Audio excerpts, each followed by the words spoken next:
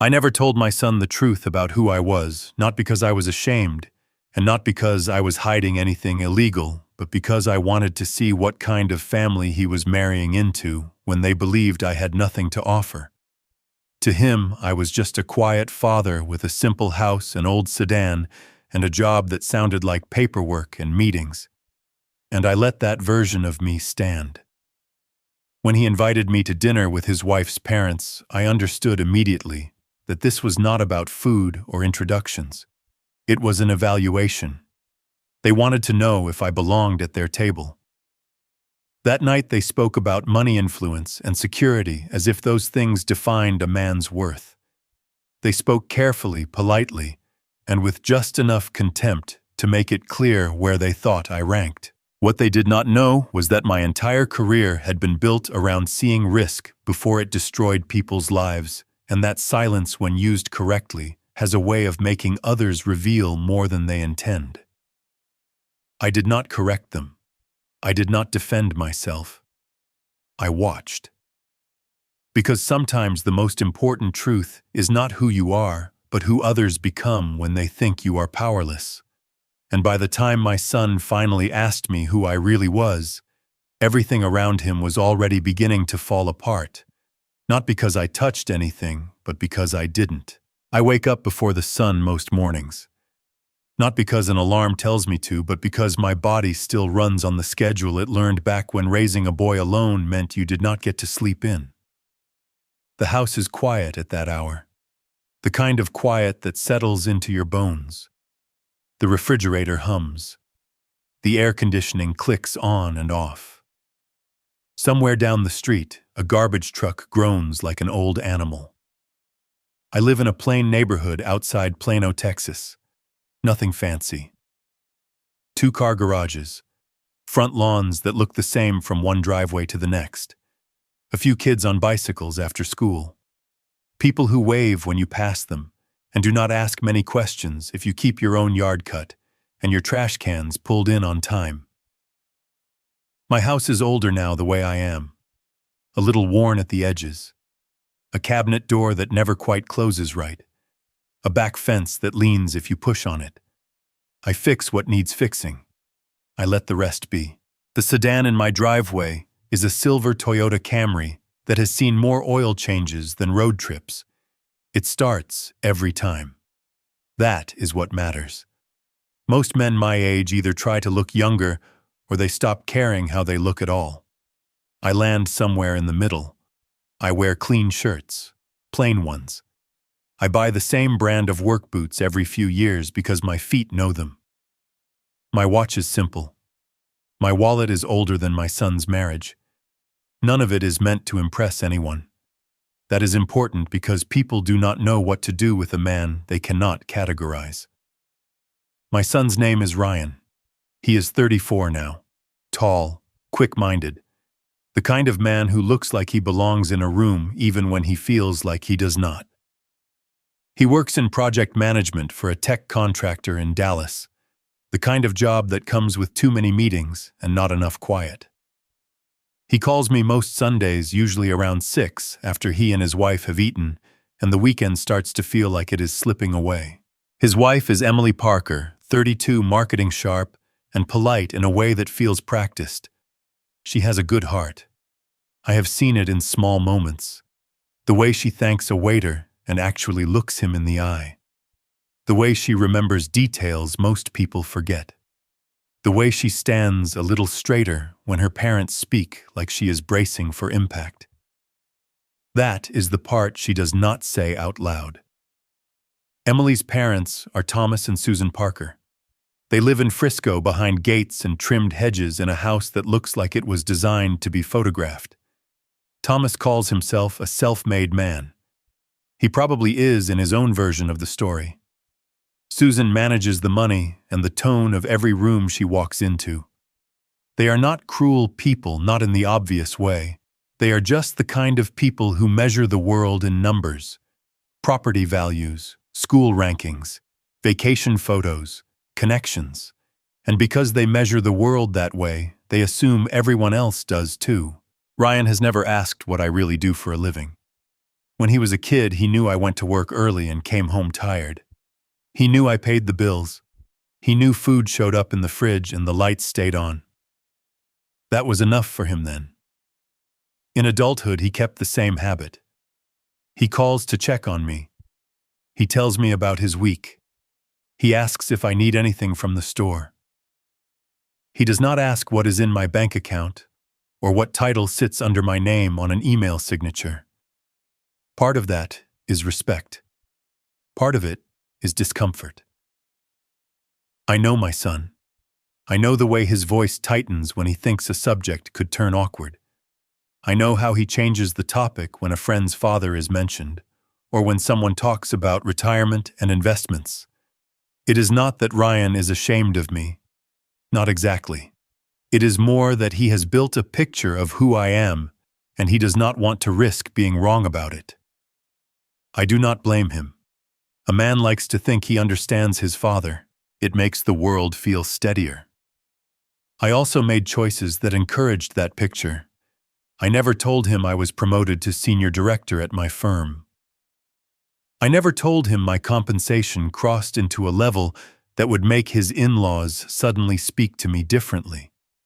I never told him I spend my days reading contracts, reviewing risk reports, working with attorneys, and sitting in meetings where everyone pretends to be calm while millions of dollars slide across the table in the form of decisions.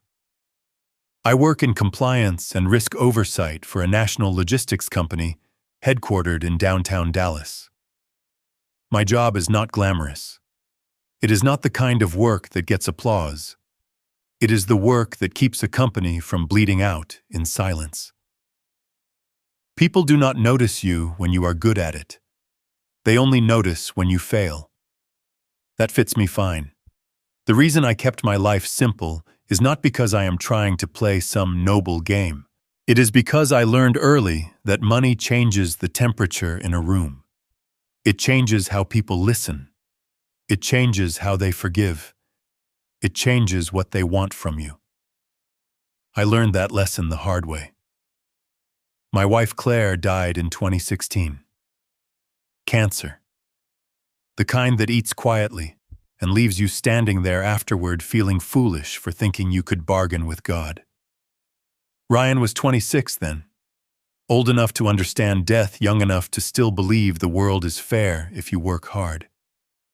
The night after the funeral, I sat alone in this same kitchen staring at the stack of condolence cards on the table, and I made myself a promise. I would not let money be the thing that defined what people saw when they looked at our family.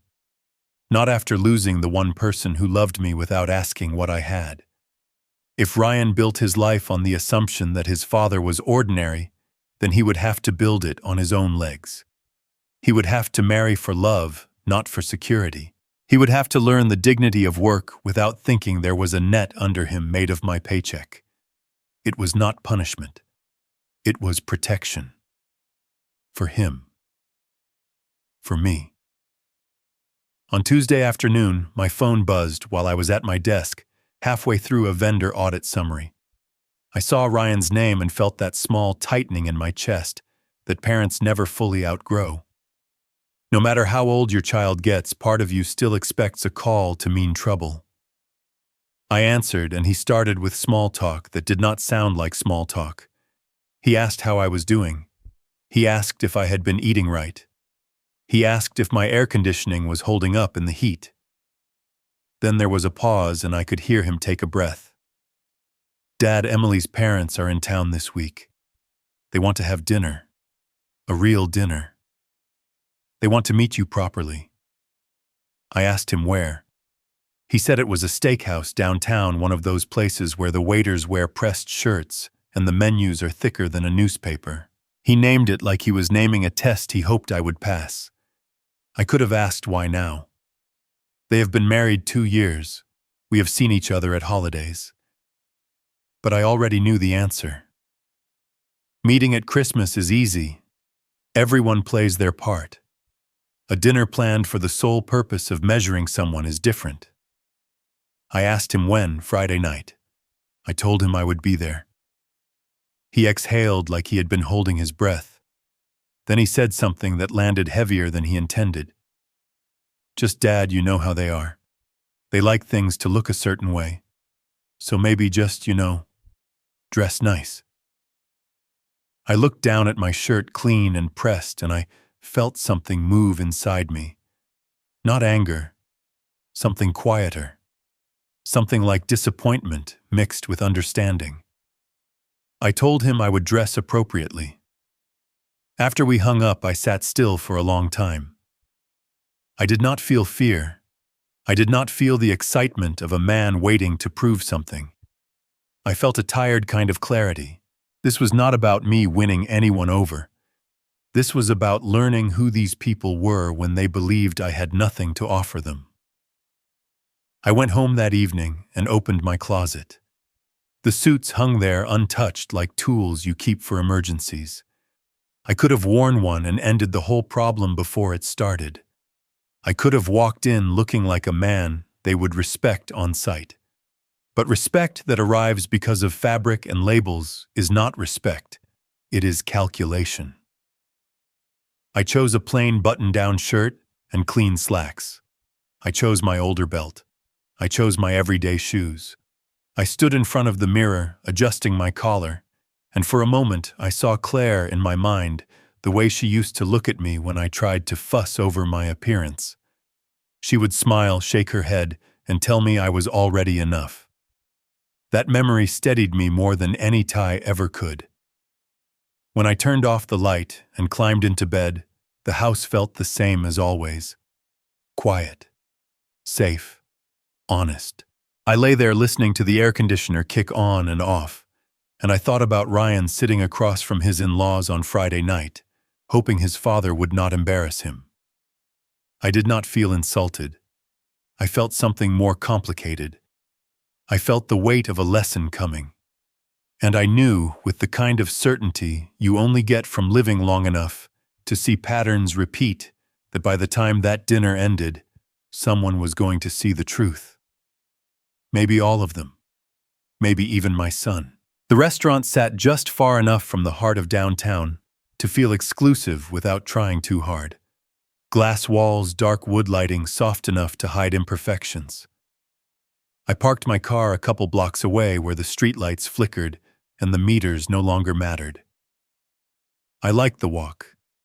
It gave me a moment to slow my breathing and leave the day behind. When I stepped inside, I understood immediately what kind of place it was. The air carried the smell of grilled meat and expensive cologne. Conversations stayed low, controlled, like everyone was careful not to let too much of themselves spill out. Servers moved with purpose, eyes always scanning, never lingering. Ryan spotted me as soon as I crossed the room. He stood up quickly, then caught himself smoothing the front of his jacket, like he was reminding his body how to behave. Emily rose beside him, her smile warm but careful. She hugged me lightly, whispered that she was glad I could make it. Her parents followed a second later. Thomas Parker extended his hand, firm and deliberate, eyes holding mine a fraction longer than necessary. Susan Parker smiled and nodded, already taking in my shoes, my belt, the way my shirt sat on my shoulders. They were not rude about it. They were efficient. We sat. Menus were opened. The waiter recited the specials with rehearsed confidence. Thomas ordered a bourbon without looking at the list. Susan asked about the wine pairing. Ryan glanced at me, then back to the table, then at Emily like he was bracing for something he could not quite name. I ordered iced tea. The conversation started safely. Traffic, weather, how crowded downtown had become. Thomas talked about a development project near the tollway, careful to keep it vague, while still letting the weight of it be felt. Susan nodded occasionally, correcting a detail, reminding everyone she was part of the decision-making. Then Susan turned to me. She asked what I did for work, not abruptly, casually, as if she were asking about the weather again. I told her I worked in operations and risked mostly paperwork compliance, making sure things did not go wrong. I kept my voice even. No qualifiers, no emphasis. Thomas leaned back slightly and repeated the words, operations and risk. He smiled like he was testing how they sounded out loud. He said that must keep me busy. I said it did. Most days. Susan asked where my office was. Downtown. She asked how long I had been there. A long time. She asked if I had worked anywhere else. A few places.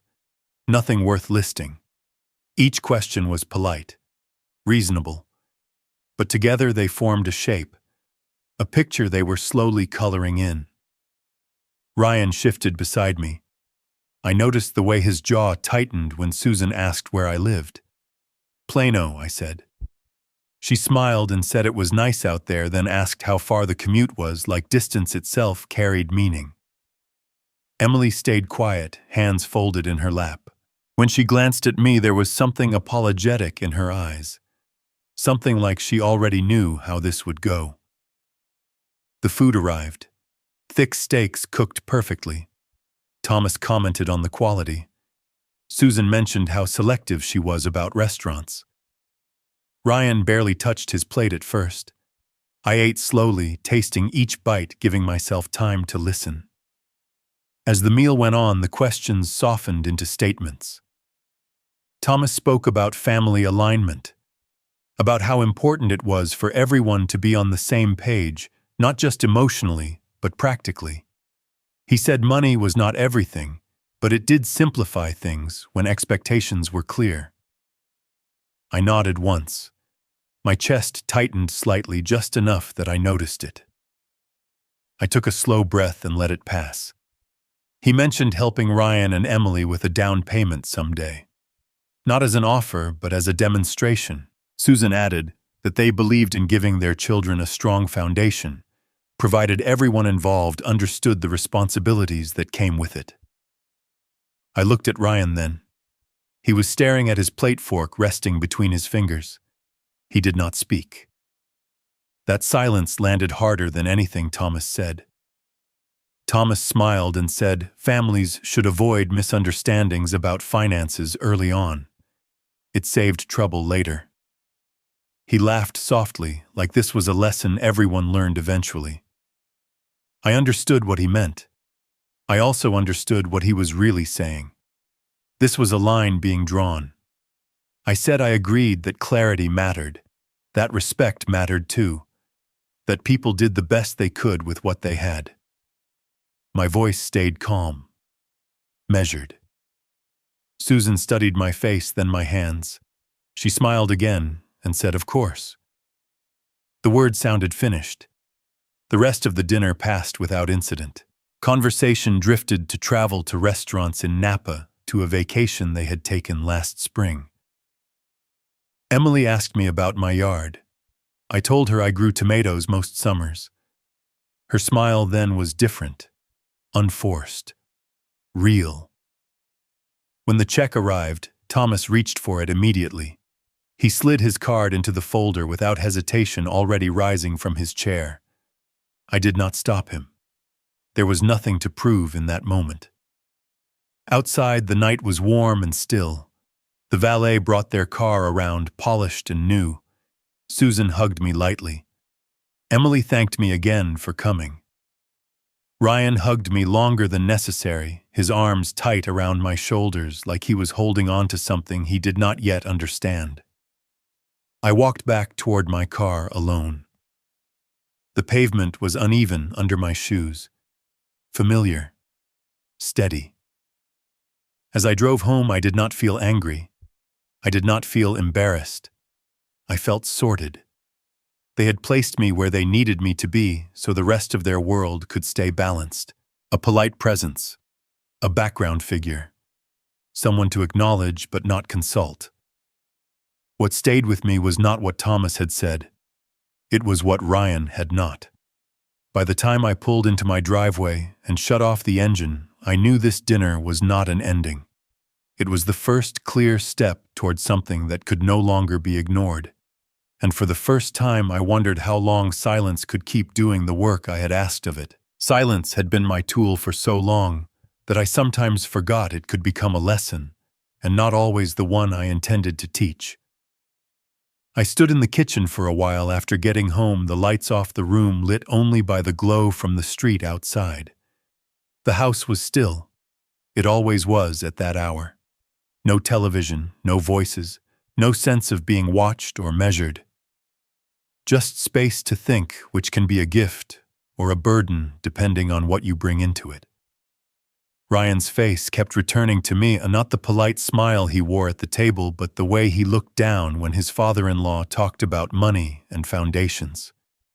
The way his shoulders pulled inward like a boy who knows he should say something, but cannot yet find the words. That image stayed with me longer than the taste of the food or the sound of the restaurant. I had seen that look before. I just had not expected to see it on my son. When I was younger, silence was not a choice. It was a necessity. I grew up learning to work with my hands before I learned how to speak carefully. My first real job was in a small auto shop off a service road outside Dallas. Long days, hot concrete engines that fought you every step of the way. There was honesty in that work. Something either functioned or it did not.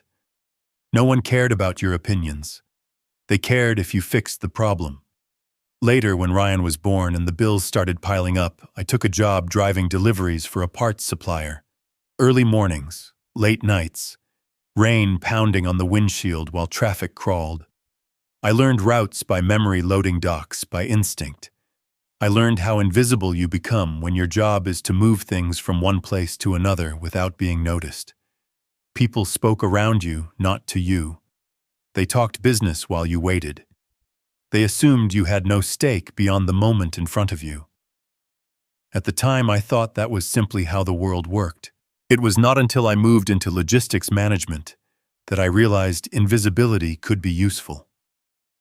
My first promotion came with a desk and a badge that opened doors I had never been allowed near before. Suddenly, I was sitting in meetings where men spoke confidently about processes they barely understood. I wore a suit that did not fit quite right, and listened as they talked about efficiency like it was a theory instead of a daily practice.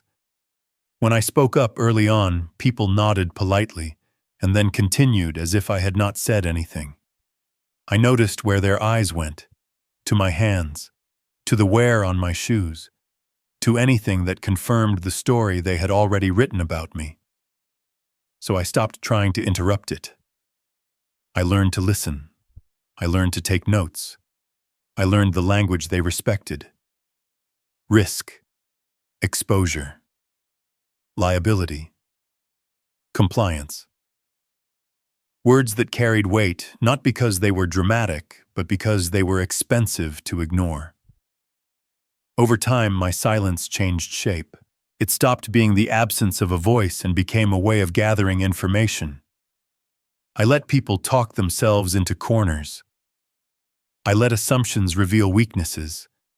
I waited until the moment when a single sentence mattered more than a dozen arguments. That approach kept me employed. Then it moved me upward. Slowly. Quietly. The kind of progress that does not draw attention until it is already done. Somewhere along the way, I convinced myself that this was also the right way to raise my son. I did not want Ryan to grow up thinking money solved problems. I did not want him measuring himself against titles and paychecks. I wanted him to believe that showing up, working hard, and treating people decently was enough. And maybe if I am being honest, I wanted to believe that too. So I stayed quiet about my career, about my income, about the rooms I sat in during the day. I told myself I was protecting him, that I was letting him stand on his own. What I did not consider was what silence teaches when it goes unchallenged. Ryan grew up assuming the world would treat his father with the same baseline respect he did, that a man who worked hard and lived simply would be met with patience. That dignity was automatic. Tonight proved otherwise. The Parkers did not insult me. They did not raise their voices. They did not need to. They categorized me politely and moved on. And my son sitting between us let it happen. That was the part that stayed with me. I do not blame Ryan for wanting peace. I recognize that instinct. I spent years perfecting it. But peace bought at the cost of silence has a way of demanding more and more payment over time.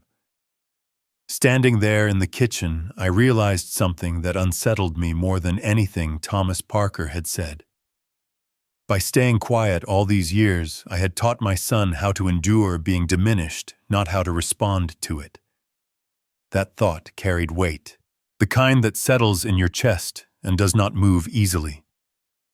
I poured the water down the sink and rested my hands on the counter. They were steady, still strong. Hands that had fixed engines, unloaded trucks, signed contracts, and reviewed reports that could shut down operations if handled wrong. Hands that had built a life quietly. I wondered if I had mistaken restraint for wisdom. When I went to bed, sleep did not come right away. My mind drifted to the office waiting for me in the morning. The reports stacked on my desk. The email I had skimmed earlier that afternoon about a preliminary compliance review tied to a real estate logistics project north of the city. I had flagged it out of habit and moved on planning to read it more closely later. Now lying there in the dark, the thought returned with new weight. Risk has a way of surfacing when people assume no one is paying attention. I turned onto my side and stared at the wall, listening to the house settle. Tomorrow would come whether I was ready or not. And when it did, I would step back into the world that paid me to see problems before they became disasters. The question I could not shake was simple and uncomfortable. If silence had brought me this far, what would it cost me to keep it now? The next morning arrived without drama the way most important mornings do. I was already awake when the alarm sounded. I turned it off and lay there for a second, letting the quiet settle, still carrying the same question that had followed me into sleep. If silence had brought me this far, what would it cost to keep it now? I showered, dressed, and left the house while the street was still dim. A few porch lights glowed. A dog barked once, then stopped. The drive toward Dallas felt longer than it should have, not because of distance, but because my mind kept drifting back to the dinner table, to the careful smiles, to my son looking down at his plate. Traffic thickened as I neared the city. I watched brake lights pulse in slow waves and felt the familiar shift as I crossed from my private life into the world that measured everything. Time, risk, liability, reputation. My office was downtown in a building that did not try to impress anyone. No marble floors, no waterfall in the lobby, just clean hallways and quiet doors. The kind of place where problems were handled before they became public. I nodded to a few people as I walked in. Most of them knew me as calm, consistent. The man who asked questions that made meetings go longer. Some respected that. Some resented it. Either way, it kept the work honest. At my desk, I opened the stack of reports that had come in overnight. Vendor reviews, internal assessments, policy updates. I read them the way I always did. Slowly. Twice if something felt off. The rhythm settled my mind. For a while, I was simply doing my job. Then I opened the file I had flagged the day before. It was a preliminary audit summary tied to a real estate logistics project north of the city. Warehousing agreements, transportation contracts, financing disclosures. At first glance, it looked clean, too clean. The kind of clean that makes you pause because you know real work always has rough edges. The review had been running quietly for weeks. A small internal team started it after a routine check raised concerns. It had not reached conclusions. It was still in that stage where you circle irregularities and ask for documentation, where nothing is proven but nothing feels right. I scrolled, reading footnotes, cross-checking names, tracing ownership chains that were structured to look simple while hiding complexity in the folds. Then I saw it. Parker Holdings Group. For a second, my hand stopped on the mouse. Not a dramatic pause, just a small hesitation, the kind you do not notice unless you are paying attention to your own body. I took a slow breath and felt my chest tighten, then loosen. I told myself what I always told myself. Names are just names. Companies are just entities. My job is to follow the facts, not my feelings. Still, it mattered that I had heard that surname spoken at dinner with a soft laugh and a confident smile. I pulled up additional documentation, partnership filings, vendor lists, payment schedules. The connections were there, not blatant, but consistent. An investment entity connected to the project. A subcontractor with a history of amended disclosures. A financing structure that shifted responsibility in ways that made accountability harder to pin down. None of it was a smoking gun. It was worse than that. It was the kind of pattern that could stay invisible until the day it suddenly could not. A message popped up on my screen from Sam Ortiz, our senior corporate counsel. He asked if I could stop by his office later that morning. I replied yes, then sat back again, eyes on the words, Parker Holdings Group, letting them sit there without blinking. For the first time since the dinner, I wondered what Ryan would do if he knew his wife's family name was appearing in the kind of file I spent my career trying to prevent. When it was time, I walked down the hall to Sam's office. He was 59, careful with his words, sharp without being theatrical. His door was closed when I arrived. He opened it, nodded once, and motioned me inside.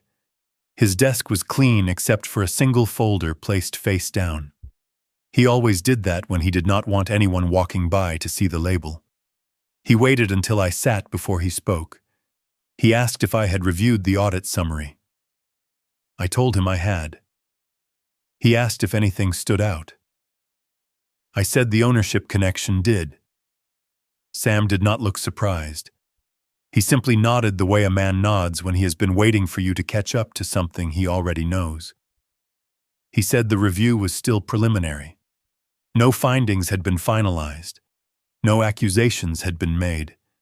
But there were irregularities in disclosures and vendor relationships enough to justify keeping the project under a microscope. I asked how contained it was.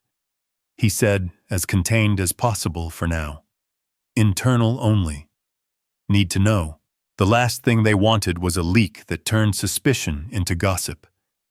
He said reputations could be damaged long before facts were established, and sometimes the damage was the point for people who played dirty.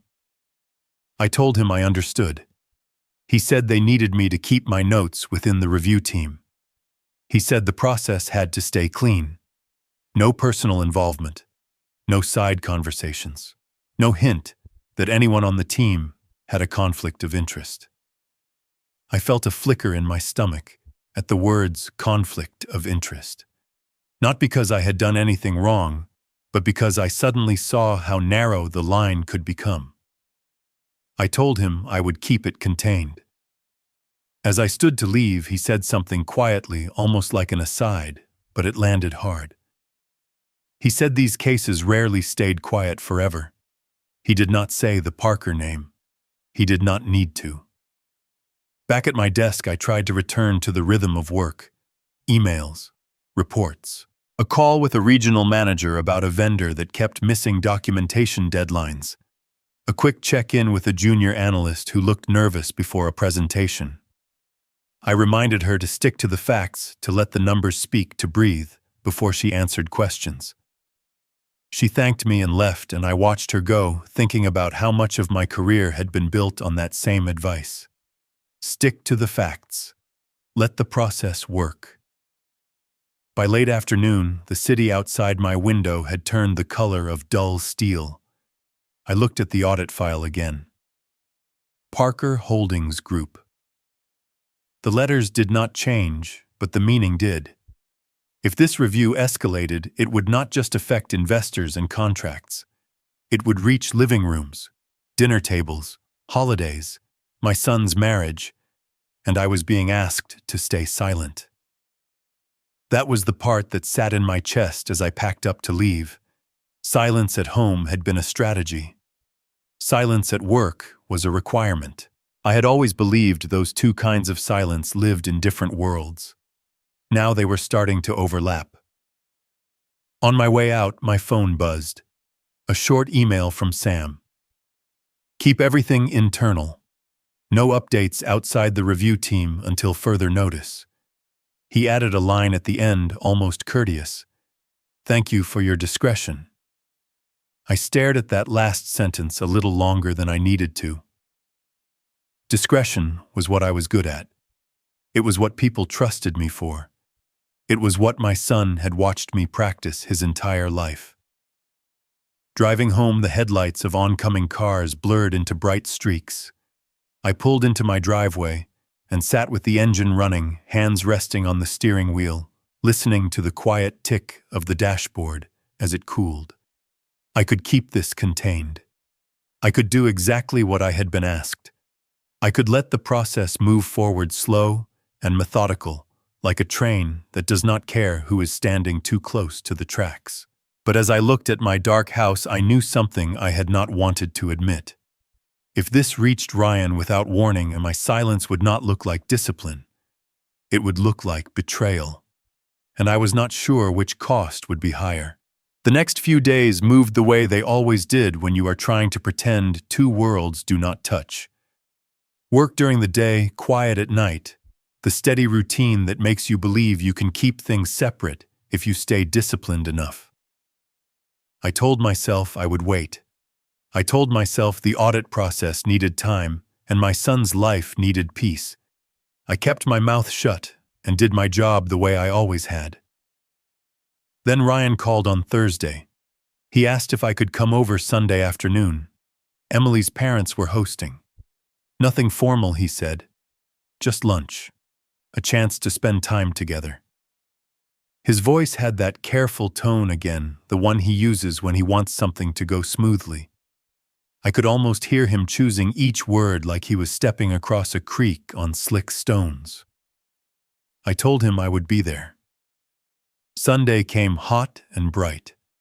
I drove up to the Parker house in Frisco, past the gate, past the manicured lawns, and the clean sidewalks that looked like no one ever sweated on them. Their home sat back from the street with stone columns and tall windows, the kind of place built to signal that the people inside have arrived.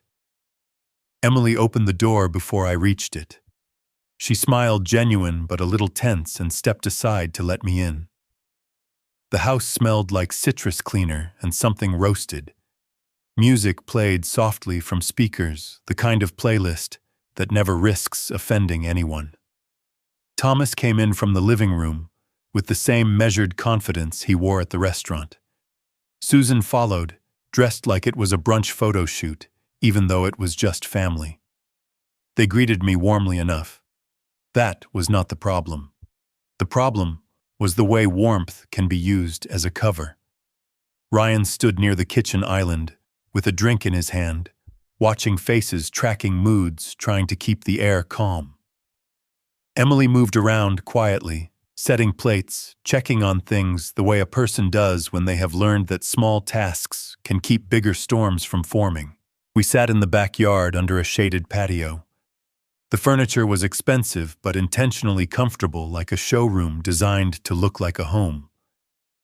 Thomas poured wine for Susan and himself. He offered me a beer. I said water was fine. The conversation started like it always did. Work, weather, a new restaurant opening. Susan asked about my yard again, and I told her my tomatoes had done better this year. Emily smiled at that like she was glad the topic was harmless. Then Thomas leaned back in his chair, hands folded across his stomach, and his tone shifted. He did it smoothly, like turning a steering wheel a few degrees without announcing it. He said he and Susan had been talking about Ryan and Emily's future. He said they wanted to make sure the young couple had a strong start, the kind of start that prevents stress later. He mentioned the housing market, interest rates, how crazy things had gotten. Susan nodded, eyes on Emily. Emily kept her smile in place, but her shoulders rose slightly, a sign she was bracing herself. Thomas said he was willing to help with a down payment if Ryan and Emily decided to buy a home. He said he believed in investing in family. Then he paused, and I felt the space in the conversation open up like a trap door. He said, "Help only works when expectations are clear." He looked at Ryan when he said it. Then he looked at me. He said, "Family is a team. Everyone contributes. Everyone carries weight." He said he did not want Ryan and Emily stuck in a situation where one side had to shoulder more than the other. He said, "Imbalance creates resentment."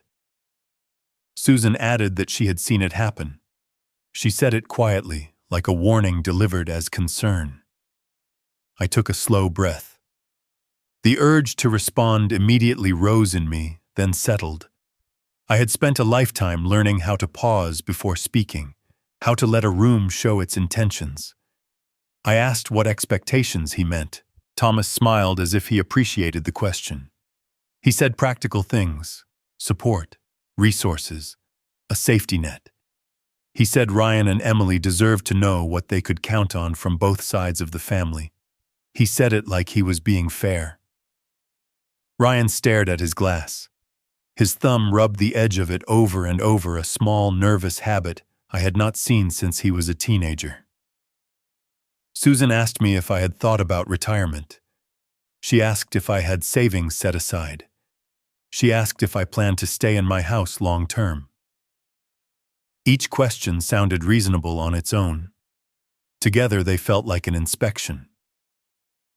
Emily's face tightened for a moment. She glanced at her mother, then at Ryan, then at me. She opened her mouth like she wanted to say something, then closed it again. I answered politely.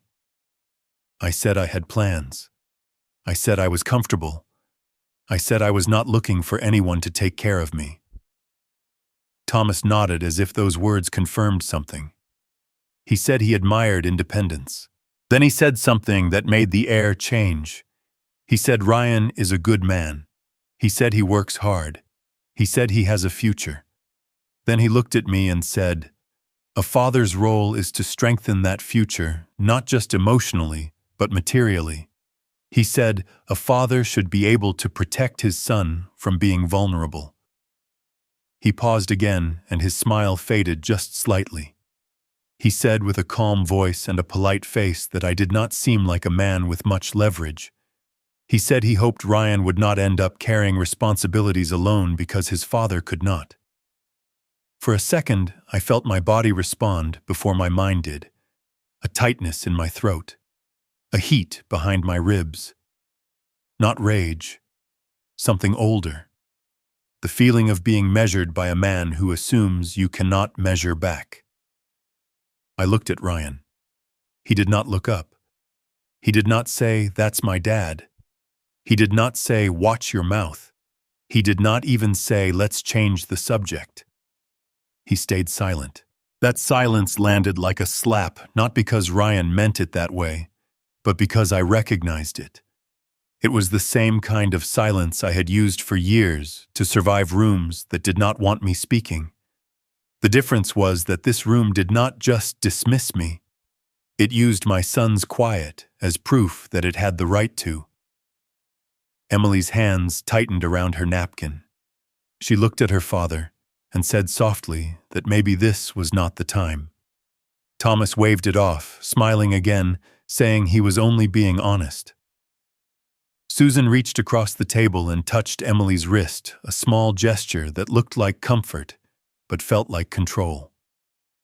I sat very still. I could hear the faint splash of the pool filter. I could hear a neighbor's lawnmower in the distance.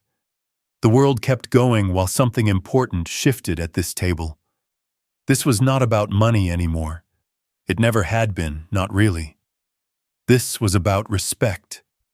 About what they believed they were allowed to say in front of my son. I wanted to defend myself.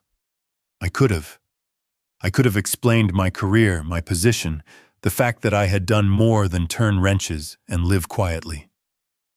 I could have ended the conversation with a few carefully chosen facts. But the point was not to prove I was valuable. The point was that they had decided I was not, and they felt safe saying it out loud. I kept my voice calm. I said I appreciated their concern for Ryan and Emily. I said they were adults and would make their own decisions. I said support should never come with strings that tighten around someone's throat. Thomas raised his eyebrows like he found that dramatic. Susan smiled thinly. Ryan finally glanced at me then, and the look in his eyes was something I had not seen before. Shame mixed with relief that I was handling it, mixed with fear that I might not. Emily's gaze stayed on me longer. There was gratitude there, and a quiet sadness, like she had always known this day would come. Lunch ended politely. Of course it did. People like the Parkers know how to wrap a wound in good manners. We said our goodbyes. Susan hugged me lightly. Thomas shook my hand and told me he hoped there were no hard feelings. Ryan walked me to the driveway, shoulders stiff, words stuck somewhere behind his teeth. He said, "Dad, I'm sorry." He said it quickly, like a man trying to step past a puddle without getting wet. I nodded once. I told him I understood. I told him we would talk later. On the drive home, my hands stayed steady on the wheel, but my thoughts were not steady at all. The boundary had been crossed, not in a dramatic way, in the quiet way that matters more because it changes what you allow next. When I pulled into my driveway, my phone buzzed, an email notification from Sam Ortiz. The subject line was short, clinical, and it made my stomach tighten before I even opened it. Preliminary review escalation meeting requested. Attendance mandatory. Tomorrow, 8 a.m. I sat there with the engine off, staring at the screen, feeling the two worlds I had tried to keep apart begin to press against each other. For a long time after I got inside, I did not move. I stood in the entryway with my keys still in my hand, listening to the silence of the house and the faint buzz of my phone settling back into stillness. The email subject line stayed in my mind, like a warning sign you do not have to read twice. At 8 the next morning, I was in a conference room with no windows, sitting across from people who spoke in careful sentences. The escalation meeting was not dramatic. It never is. It was a series of facts laid out in a slow, methodical way, each one tightening the circle a little more. Sam Ortiz was there, a couple of internal auditors, a manager from procurement. Everyone had a folder. Everyone had the same expression, focused, restrained, as if emotion could contaminate the evidence. They were not calling it wrongdoing yet. They were calling it irregularities, inconsistent disclosures, vendor relationships that did not make sense on paper, payment structures that created distance between responsibility and consequence, the kind of arrangements that can be explained until they cannot. The Parker name appeared again, not as a headline, but as a thread running through the documents. Sam did not look at me when it came up. He did not need to. I understood what he was doing.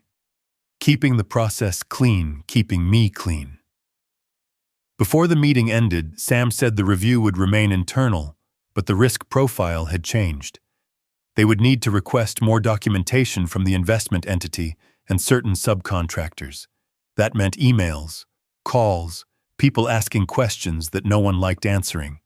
He reminded us to keep everything contained. No one outside the review team was to be informed. No casual mentions. No personal involvement. I agreed because agreement was required. But on the drive home that evening, the line he had drawn in that conference room felt less like professionalism and more like a wall. Ryan called that night. He said Emily's aunt and uncle were in town, and the family wanted to do a bigger dinner the following weekend. It would be at their house, not a restaurant. More people. More relaxed, he promised. Emily's grandparents might be there. He said it would mean a lot to Emily if I came. He tried to sound casual, but I could hear the strain under it. He had been carrying the weight of Sunday's lunch all week. I had not called him yet. Neither had he. Silence again, doing the work it was never meant to do. I told him I would come. There was a pause. Then he said he was glad. He said he wanted things to feel normal again. Normal. I almost laughed. Instead, I told him I would see him Saturday. The week moved quickly. Work piled up. The review continued quietly like a machine that never sleeps. I kept my notes tight. I asked questions only when necessary. I did not mention Ryan. I did not mention Emily. I kept the two worlds separated with the same discipline I had always relied on. Saturday evening, I drove to the Parkers' house again. The sun was low, throwing long shadows across the clean sidewalks. Cars lined the curb this time, nicer ones, newer ones. I parked farther down the street and walked up the driveway, feeling the heat radiating off the stone. Inside, the house was fuller. Voices layered over each other. Laughter. Glasses clinking. A football game muted on the living room television. Thomas moved through the room like a host who believed the house belonged to him, and everyone in it did too. Susan greeted people with practiced warmth, touching arms, remembering names, steering conversations. Emily met me near the entryway. Her smile was real, but her eyes were tired. She said she was glad I came. She asked if I wanted a drink. I told her water was fine. She nodded like she expected that answer, and led me toward the back patio where a long table had been set. Ryan was already there, talking to a man I did not recognize. He saw me and his shoulders dropped slightly, as if my presence made the room feel a little less dangerous. He hugged me and held on for a second longer than usual. Thomas sat at the head of the table, of course. Susan at his side. There were others. An older couple who looked like they had lived through more than money ever could. A younger couple in their 40s who smiled politely and watched everything. A teenage boy scrolling on his phone. The kind of gathering where everyone plays a role without admitting it. Dinner started with small talk, and for a few minutes it almost did feel normal. Food passed around. Someone joked about the heat. Emily's grandmother asked me where I grew up, and I told her in a simple way that made her nod like she understood something about men who keep their stories compact. Then Thomas began talking about business. He did it the way men like him always do, not as bragging, at least not openly, as if he were sharing something interesting with the table, offering context for the kind of person he was. He mentioned a logistics-related investment, a project that was supposed to streamline distribution for a series of retail chains. He used a few terms he had likely heard from someone else. He talked about compliance as if it were a formality. He referred to audit like it was a box you check once and then forget. I kept my face neutral. I kept chewing. I kept listening. He said the project was airtight. He said the paperwork was solid. He said when you have the right people involved, these things move fast. He laughed and said the only real risk was getting slowed down by red tape. Susan smiled and added that red tape was just people who did not know how to get things done. Ryan's fork stopped halfway to his mouth. Emily's expression tightened. She looked down quickly, then back up like she was trying to decide whether to pretend she had not heard. Thomas looked at me and asked what I thought. He asked it like a courtesy, like he expected an agreeable nod from the quiet father in the plain shirt. I felt the room tilt slightly the way it does when attention shifts, and everyone knows it. I took a breath. Not because I was nervous, because I wanted my words to land clean. I said compliance is not red tape. I said it is what keeps a project from collapsing under its own shortcuts. I said audit is not a formality. It is a process, and the process does not care how confident you feel at the dinner table. Thomas blinked once. Just once. The smile on his face held, but it did not look as effortless now. He said, "Sure, of course." He said he meant the unnecessary stuff. He said some people slow everything down because they do not understand the business. I nodded slightly, then I said in a calm voice that the business does not get to decide what is unnecessary. Regulators decide. Contract language decides. Disclosure requirements decide.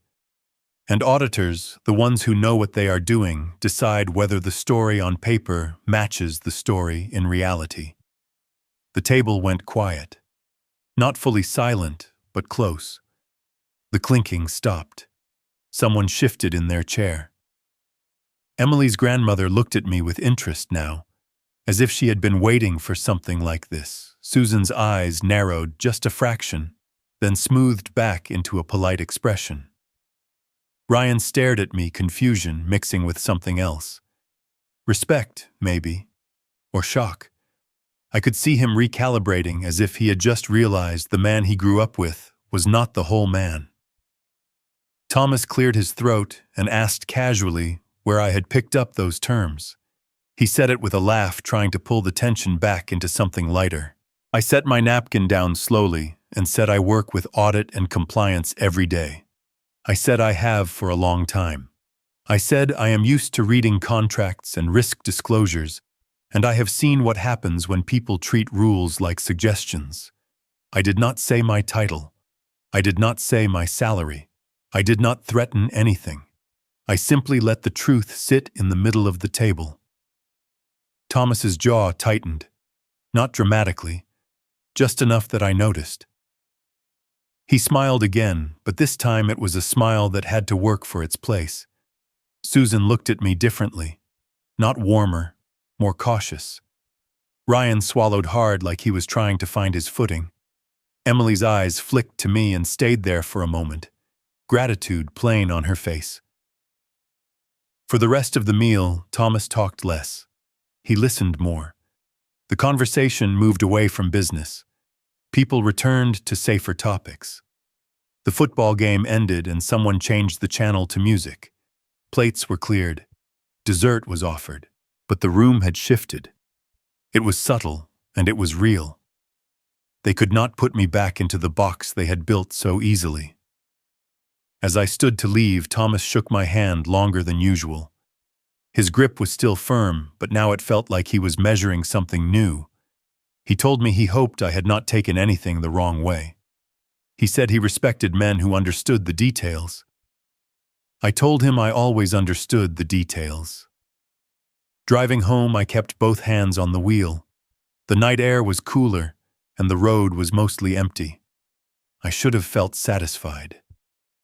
I did not. Because the truth that had stepped into that room was not finished doing its work. And I knew deep down that what I had said at that table was going to echo far beyond dinner conversation. The next week at work felt quieter than usual, even though nothing about it was quiet. Emails still came in. Phones still rang. Meetings still stacked up on calendars like bricks. But underneath the normal noise, there was a steady pressure building, the kind you sense before anyone says a word. After that dinner, I did not hear from Thomas Parker for several days. That in itself was information. Men like him do not like surprises. They like control. When control slips, they retreat, regroup, and look for a way to regain the upper hand without admitting they ever lost it. I kept doing my job. I kept my notes tight, my questions precise, my voice calm. I did not mention my son. I did not mention Emily. I did not mention the Parker name outside the review team. I did not have to. The file did not care about personal relationships. Sam Ortiz called me into his office on a Tuesday afternoon. He did not sound urgent. He never did. He asked if I had a few minutes. I said yes. When I stepped inside, he closed the door and handed me a printed summary. Not the full report. A synopsis. The kind leadership gets when they want the truth without the clutter. He told me the preliminary review had escalated again. Additional documentation requests had gone out. Some came back incomplete. Some came back altered. Some came back late. None of it looked good. He said they were not making accusations, but the risk profile was now serious enough that the project would be paused pending further internal investigation and possible external legal consultation. That meant the timeline was no longer in anyone's hands.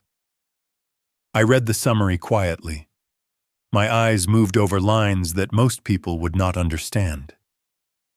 Disclosure gaps, conflicts in vendor payment trails, contract amendments that should have been disclosed but were not, a pattern of shortcuts disguised as efficiency. I handed it back to Sam and asked what leadership wanted from me. He said the same thing he had said before. Keep it clean. Keep it contained. Keep it factual. Then he added something else. He said they were assigning an independent team to handle communications with the investment entity and its principals. He said it was important to remove any perception of bias. He did not mention my connection, but by saying it at all, he told me he knew it existed. I felt that familiar tightening in my chest, then the release. A small bodily response to a moral weight. I told him I agreed. I told him that was the right way to do it. Sam looked at me for a long moment. His expression did not change, but his eyes softened slightly. He told me he appreciated my professionalism. He said not everyone could keep personal and professional lines separate when life tried to cross them. I left his office and returned to my desk, but the work felt heavier. Not because I had done anything wrong, because I could see how close my son's life was moving to something that did not care about love or loyalty. 2 weeks passed. Then 3. The pause became public in the only way corporate pauses ever become public. Not in headlines at first, in whispers, in postponed meetings, in anxious phone calls between people who always pretend they are calm. Thomas Parker's project stalled. Vendors started asking questions. Partners started backing away. The kind of retreat that happens before anyone admits there is smoke. Ryan called me on a Friday night. His voice sounded different, thinner, like he had been holding stress in his throat all day. He asked if I had heard anything about Thomas's business.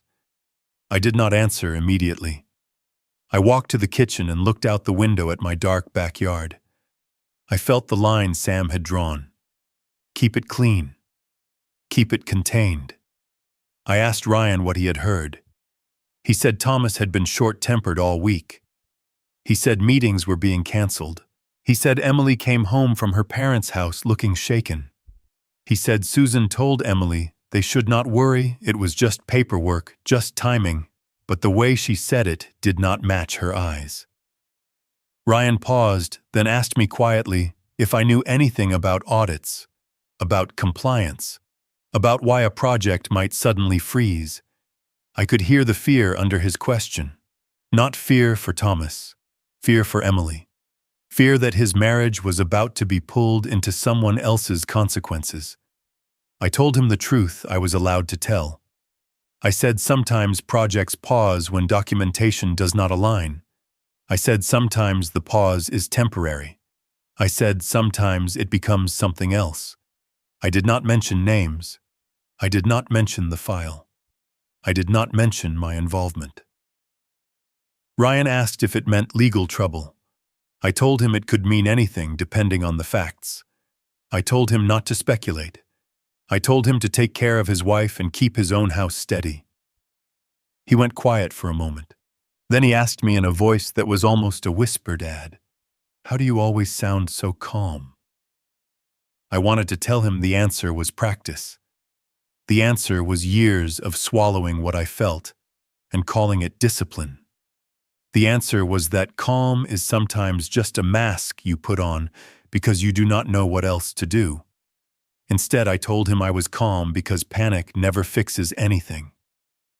That weekend there was another family gathering, smaller this time. Ryan asked me to come. Emily asked too, her message short and polite, but there was a softness in it that had not been there before. When I arrived, the atmosphere in the Parker house had changed. The music was off. The laughter was absent. The air felt tighter, like everyone was trying to keep their emotions from breaking the surface. Susan greeted me with a smile that did not reach her eyes. Thomas shook my hand still firm, but his grip carried a different energy now. Not confidence, tension. He talked less. He watched more. During dinner, someone mentioned the project casually, as if it were just a delay. Thomas answered in short sentences. Susan redirected the conversation quickly. The older relatives ate quietly, exchanging glances that said they had seen this kind of shift before. Emily sat beside Ryan, hands clasped in her lap. She did not touch her food much. When her father spoke, she flinched almost imperceptibly. When her mother smiled, she looked away. At one point, Thomas tried to regain footing. He said the delay was annoying, but he had dealt with bureaucracy before. He said it was just red tape. He said some people made careers out of slowing others down. His eyes flicked toward me when he said it. Quick, testing. I met his gaze calmly and looked away. I did not need to respond. The process was already responding for me. Later, when we stood in the kitchen while others moved to the living room, Susan spoke to me quietly. Her voice was polite, but the question underneath it was sharp. She asked if I had ever seen situations like this. She asked if she should be worried. I told her I had seen many situations. I told her worry did not change outcomes. I told her facts did. She held my gaze for a second, then nodded as if she understood. But I could see the calculation behind her eyes. The new caution. The realization that the man they had categorized as harmless might not be harmless at all. Ryan watched me through all of it. He did not say much, but I could see him thinking, replaying the last few weeks, connecting dots he had never looked at before. On the drive home, my phone buzzed again. An email from Sam. Short, clinical. Preliminary findings had been forwarded to leadership. External counsel consultation recommended. Project pause to remain in effect. I turned the phone face down in the passenger seat and kept driving. The road was dark, the lane lines bright under my headlights, steady and simple.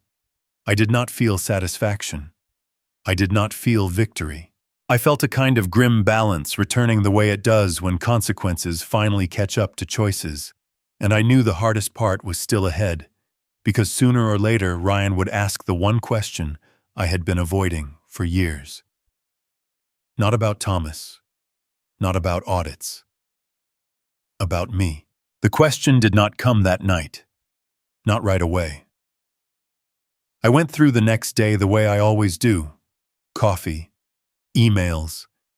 Meetings where people spoke in careful phrases so nothing could be used against them later. I kept my face neutral, my tone steady, my attention on the work.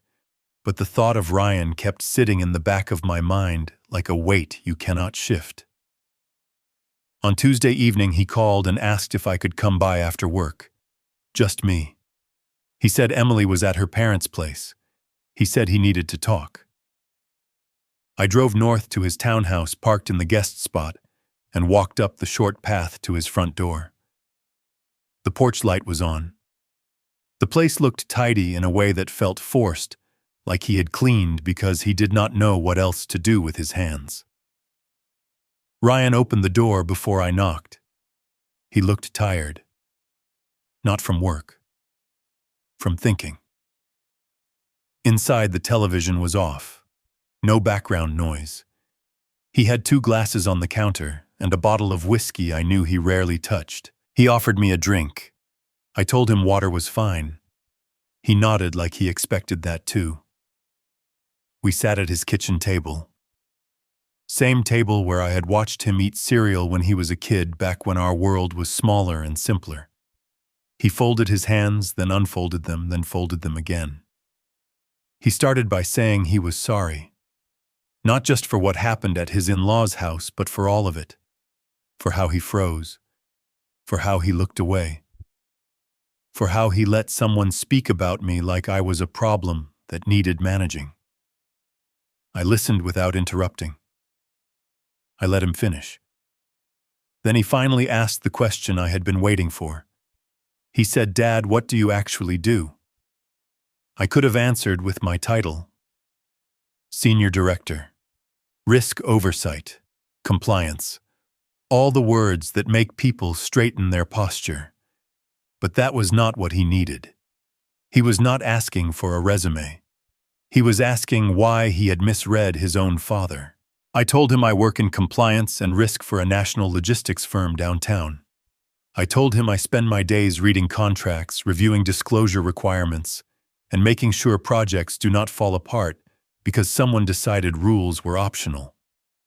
He stared at me like the room had shifted. He said, "You never told me."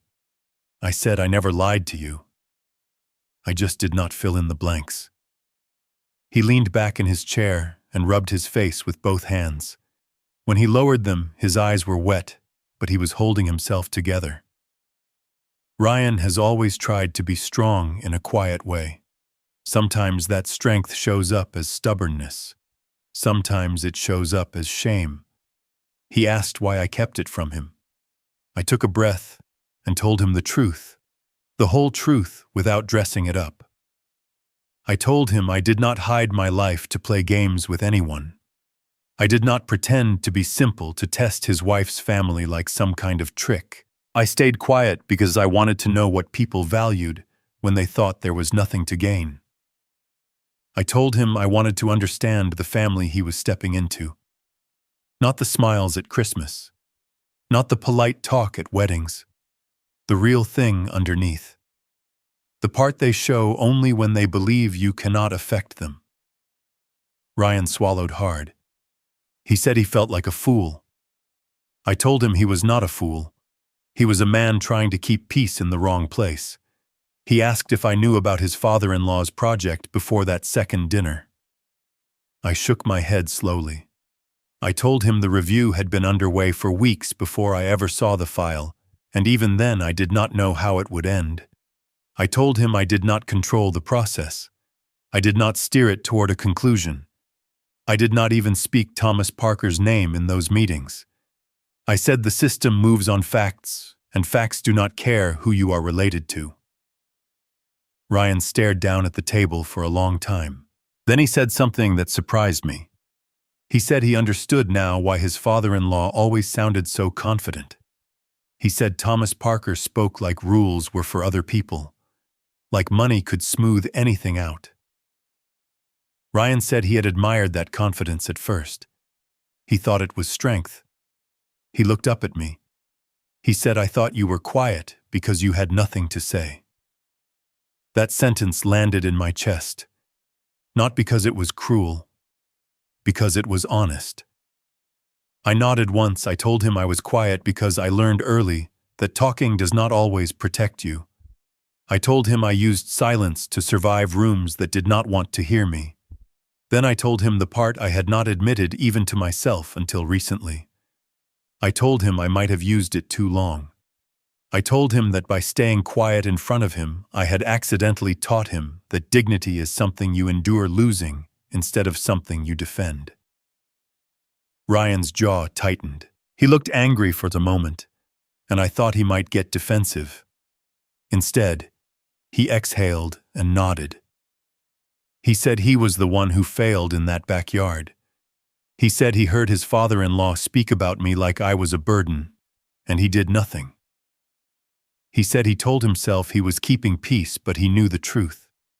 He was afraid. Afraid of conflict. Afraid of disappointing Emily's parents. Afraid of being cut off from their approval. He said he hated admitting that. I told him most men hate admitting the truth when it makes them look smaller. But that is how you grow.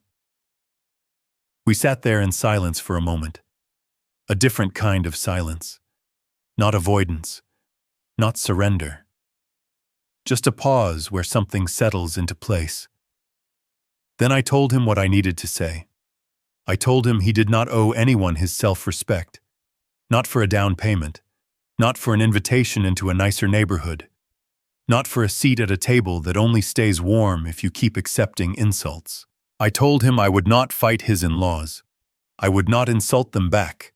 I would not turn this into a war.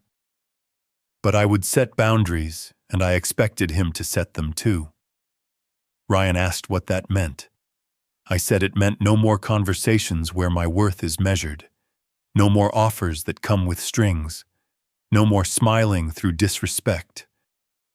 I said if Thomas Parker wanted to talk about family, then he could start by showing basic respect to the family sitting across from him. Ryan nodded slowly, like he was memorizing the words. Before I left, he asked me one more thing. He asked if I regretted staying quiet all those years.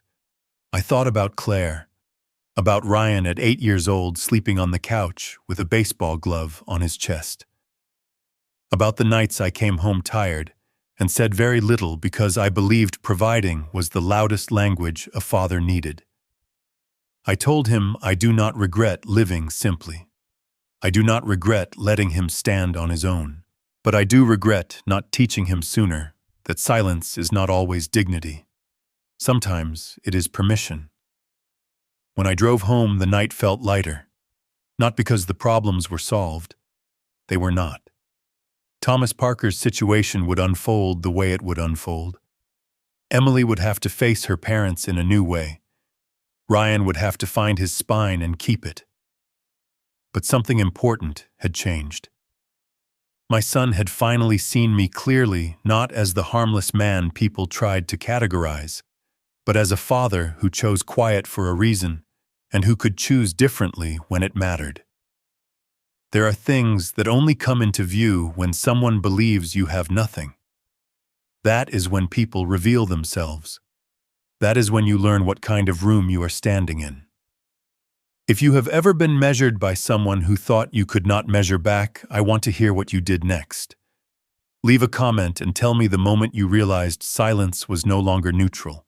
If you have been carrying that kind of lesson alone, you are not the only one. And if these stories speak to you, stay with me here. There is more truth to be found in the quiet than most people ever realize.